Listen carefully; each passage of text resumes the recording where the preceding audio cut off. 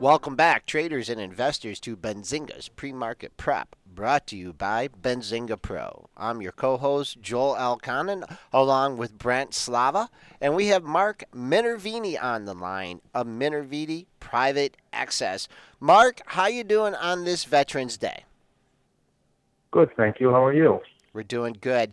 So you've been in the markets for quite some 30 years now. Could you give us your background a little bit? Well, I've just been a stock trader, the entire time. I'm not really in the money management business, except for a brief period back in the '90s. But made all my money trading my own account. And now, with my recent book, we teach other people how to trade my system. So I'm having a lot of fun now, moving into that area of the business. Long short system, long only. What's the characteristics of your system? Well, I generally trade long. I try to make the biggest returns I can on the long side during the good markets. So then, when the market's not so good, I can sit in cash and weather those periods. But if there's a bear market and we've got shorts setting up, then we would take shorts also. But I'm primarily leaning to the long side. The market has a long bias, of course. Yeah, it sure does. Any upside targets? As far as for what The the S&P, market itself. yeah. I'm sorry, the S&P 500. Yeah, well, I don't make targets. I often say I'm a caboose, and the market is the engine. Okay. All right, Yeah, try. so I have no idea where the market's going, but I could tell you this: I'll be following along and on for the ride, regardless of what direction it goes. And with that type of bending strategy, I haven't missed a bull or bear market in 3 decades. So you just tend to be flat or out when when you're anticipating a market decline.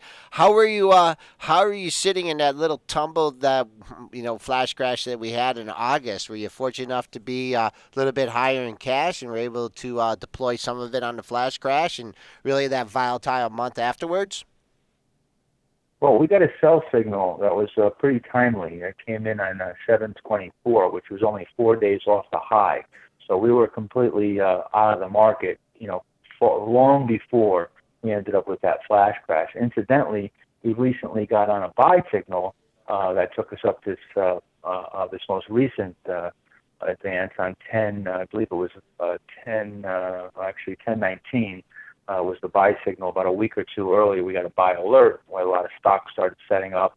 So we've been back in the market, and now we think the market has made its lows. We'll have to see how this recent pullback comes back here. Your trading methodology, without giving away the secret sauce there, fundamentally based, technically based, a mix of both. How do you break it down for us? Well, if there is a secret sauce, I've already given it away. I give seminars now. I write books, so it's out there. It's given away, but there is no real secret sauce. It's really perfecting the strategy that you employ yourself. There's lots of ways to make money in the market. You just have to decide on a strategy that has an edge and that you makes sense to you, and then you got to make a real commitment to it because it takes time to learn how to apply it. But for me, it's all about technicals and fundamentals. But an important distinction is that I might trade on technicals with a lack of fundamentals, but I would never trade on fundamentals without some technical confirmation. So I'm always looking for technical confirmation with the fundamentals lining up. So let's get into your method of technical analysis. First, let's start with, are you a candlestick pattern, bar chart? What kind of charts do you prefer? Well, I don't use anything really very tricky. I'm just using bar charts with a few moving averages for smoothing and volume. If you could learn to read price and volume accurately, you won't need anything else because all those other indicators and stuff are just an offshoot of the price and volume, and they're usually lagging because, of course, the price and volume has to do something first before some indicator will make a signal. So I'm just looking at price and volume. That's really what it comes down to in relative strength. Little relative strength, but no Bollinger Bands or commodity channel indexes, nothing fancy like that. You're just keeping it simple. John Bollinger is a friend of mine, and I have a great deal of respect for him. And he uses Bollinger Bands, of course. He invented them, but I have not found a need to use any indicators. There's always like a moving target in those things, you know. It's like, okay, well, it's going up. Well, the band is expanding. Well, it's going down. Well, the band is expanding to the downside. So, but he's proven some success with it. Let's talk about just your time frames of the charts that you look at. I can't imagine that you're looking at too many 1 minute tick charts. When you're doing your analysis at the end of the day, or if you just do it continually during the day, give us the progression that you go through when you're looking at the charts. Well, first of all, my work's done the night before, so by the time I come into the office in the morning to trade, I already know what I'm going to do as far as what stocks I may trade, what levels they have to breach to trigger buys, and also any positions that I currently hold. I already know exactly where I'm going to get out if they move against me. So everything is pre-thought out. I'm screening based on a host of variables, that most of which you can find in my book, but looking for stocks that are performing relatively well, coming out of good-sized bases, technically speaking, and with strong relative strength, and preferably with strong earnings. We like to see good earnings and good sales.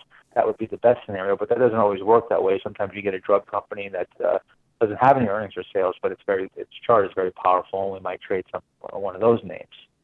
Do you tend to trade the same stocks, or do you just kind of move around to fit your patterns? Well, I move around, but going back and looking at the stocks that made the biggest gains over the past 60 or 70 years, it's interesting to note that there's only a few areas that produced most of the winners, and that's retail and consumer type names because of fads and things like that. Also, the technology, computer software, and peripherals, and then drugs and medical and biotech, and leisure and entertainment. Those areas right there, those are broad groups, but there's more specific groups within those groups. But those broad areas accounted for over 70% of the biggest winners going back almost 100 years.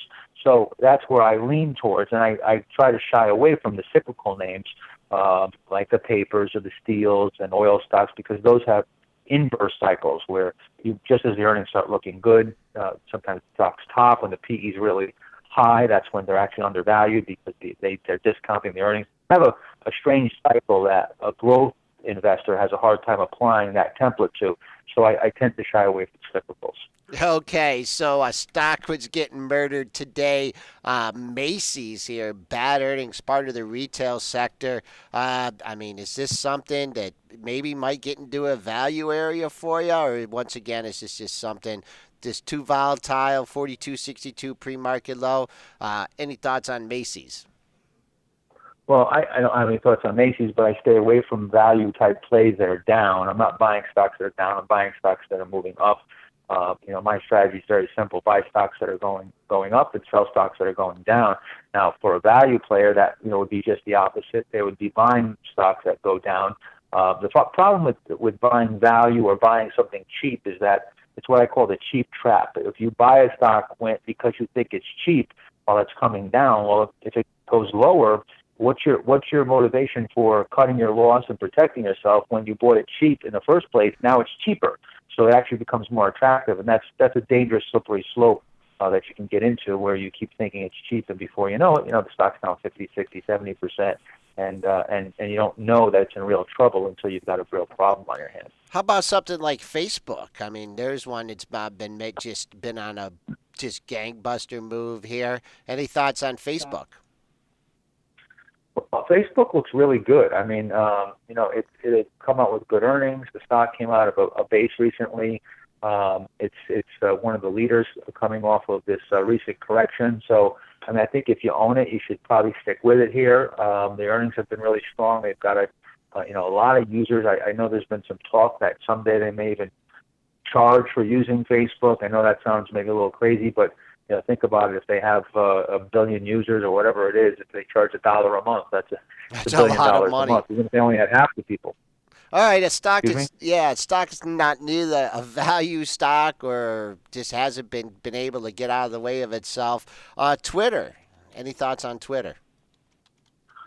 Well, Twitter, I tried to play Twitter as it looked like it was bottoming, and then they had that earnings leak, and the stock got hit pretty good, and since then it's really just not been able to gather any steam here. So Twitter's in a long-term downtrend here, and I'd have to see the name improve a bit before I could get involved with that.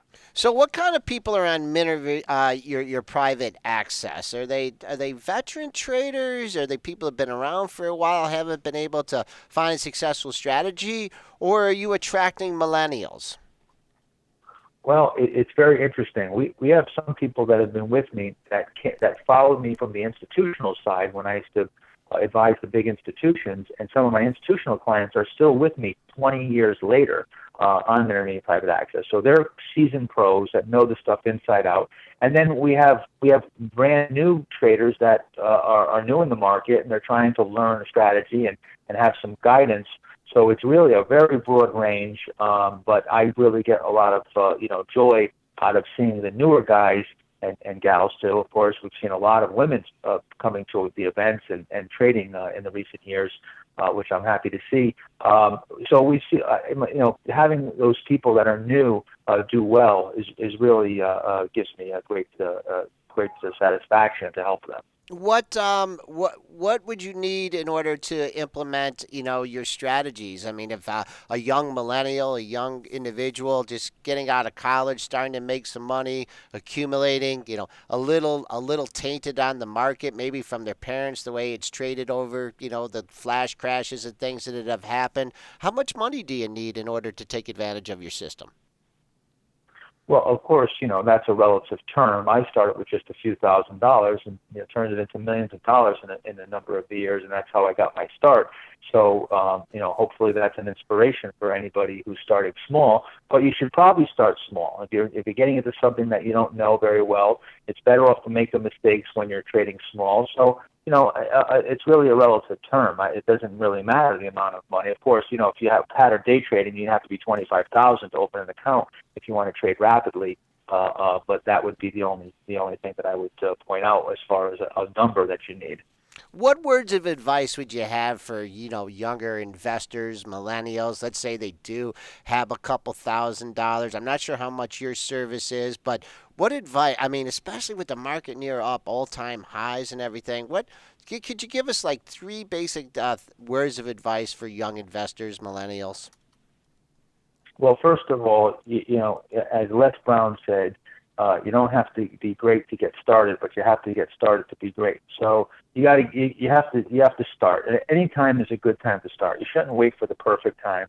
Just get started as soon as possible. And second of all, you should invest. Everybody should invest, regardless of your age. You should invest in stocks in the greatest country in the world with opportunities. I know a lot of people want to say, the world's a horrible place and it's the worst time ever, and the U.S. is in trouble. It's not the same. That's all nonsense. The U.S. is going to be doing great for a long time. There's going to be great companies that are going to have life-changing products, and there'll be profits to be made for many years to come. And finally, you have to really make a commitment to something, and you have to become a specialist. You can't tinker around in all different things and think you're going to be a jack of all trades and you're going to know a little bit about a bunch of things and you're going to be good. You're not going to be. You have to learn something and spend a lot of time on it. It's going to take years before you get good at it, and then your reward will come. And you'd be surprised if you put really a good amount of time into something. As I guess Anthony Robbins said, people underestimate what they can do, in 5 or 10 years, and overestimate what they can do in just a short period of time. So they quit and never see that success because they don't put in the time.